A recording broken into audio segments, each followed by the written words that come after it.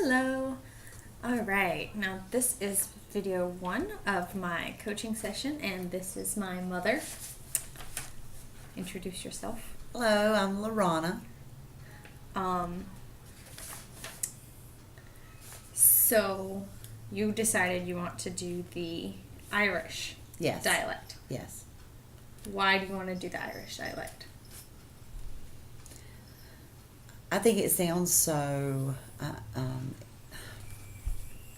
it's lyrical, it's melodic, it's just got a pretty sound to it. So I thought I'd like to try that. Okay. Sounds like a good enough reason to me. All right.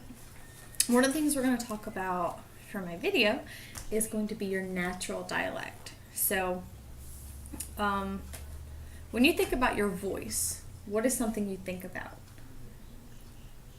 Like a voice memory. Like mine would be when I was a kid, Ryan telling me that I had a very high-pitched, squeaky voice.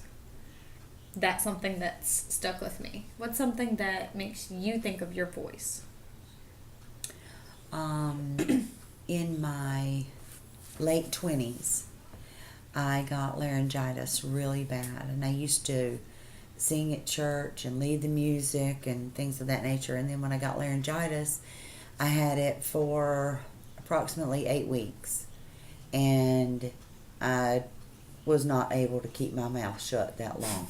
So I strained it a lot.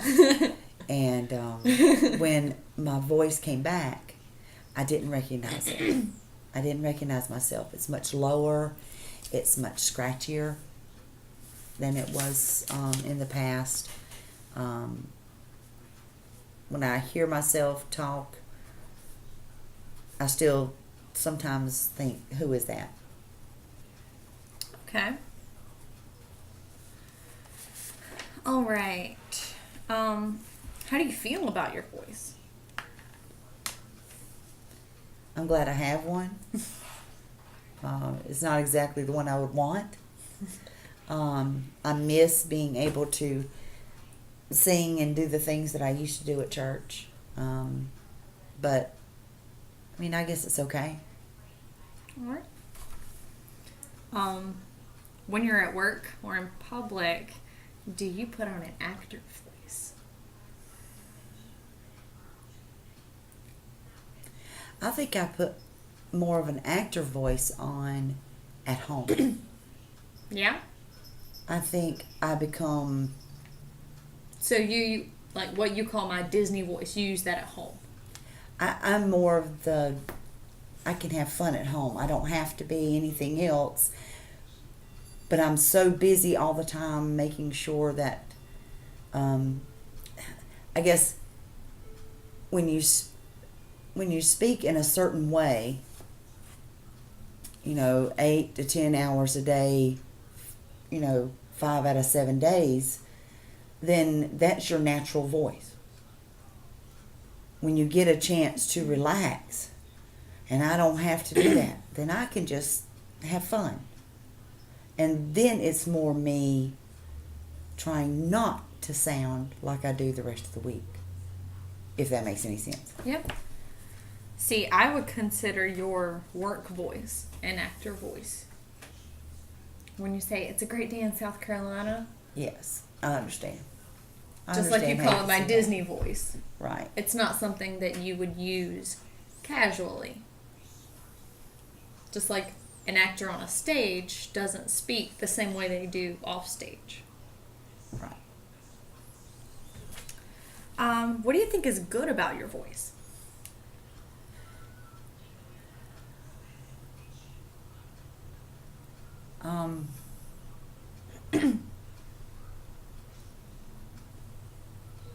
I can project it. Projection? Projection.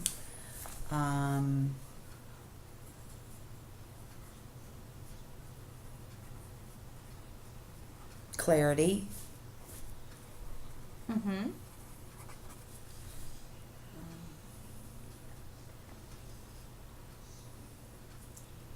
That's about all I can think of right now.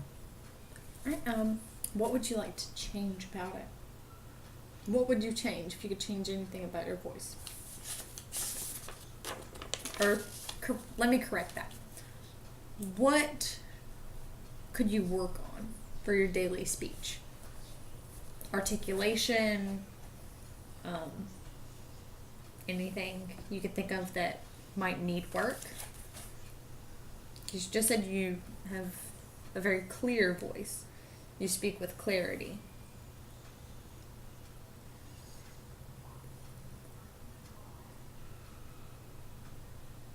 What would I work on? Yep.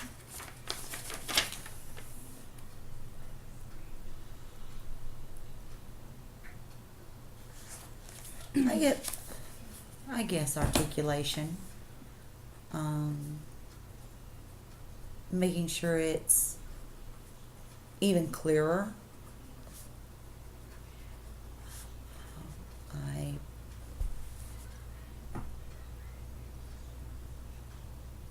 I have to speak to a lot of providers, a lot of other professionals. And so making sure that I'm speaking in a manner that is understood.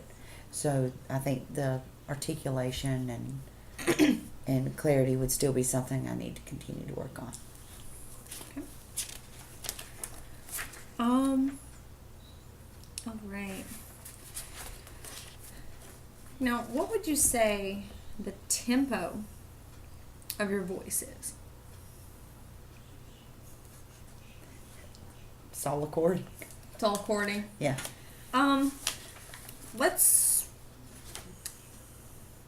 What do you notice about your actual dialect, the way you talk? What are some things you notice? I notice a combination sometimes. If I am on the phone or talking to someone that is using a heavier dialect, Yeah.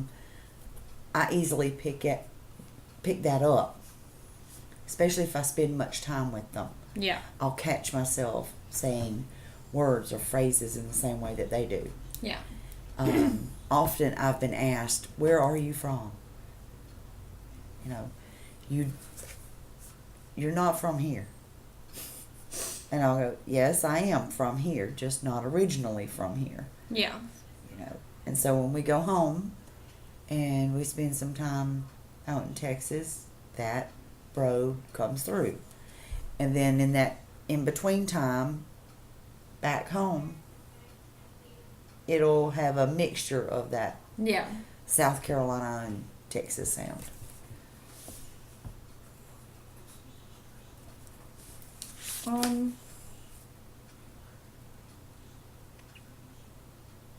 What else do you notice about your voice? Do you notice a difference in the way you say certain words? Or that you do say certain words more often than someone from New York? Can you think of any words that you may say? Like phrases and things. Possibly. Or words you might say differently. Like maybe the way I say 5. It's not 5. Right? It's 5. It's 5. I guess I didn't notice too much that we say 5. So you say I say 5. We say, And that's because it's been brought to my attention that I Right. say it. like, it's the dog. Mm-hmm. It's not the dog Yeah. or dog.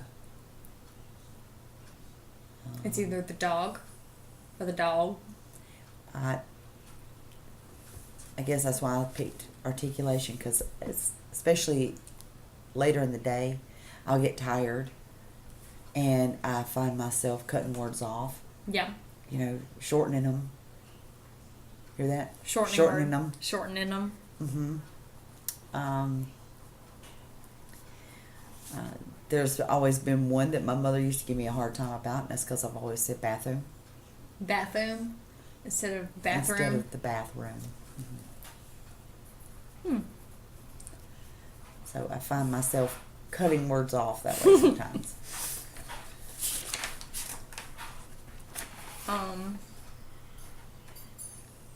Now, what can we do to help you? What can I do to help you learn this dialect? Do you think watching videos would help more, or maybe a hands-on activity, like making motions with the sounds? Do you think associating a motion with the sound might help you learn better? I don't know, it could. I know videos would probably help. Being able to hear it. Being able to hear it. Right. In And order to then- mimic it more. You know, Okay, so mimicry. Yeah. Okay. So are you more of a hands-on learner then? Or would you say you're more of a listen and then do? So a mixture of both. A mixture of both. Mixture of audio and Yeah. kinesthetic. Yeah. Yeah. Okay. I can listen, but until I can actually put it into practice, it's not going to stay. That's kind of like the icing on the cake for me. Okay. All right. Well, that's all I got. Thank you. You're welcome. Thank you, guys.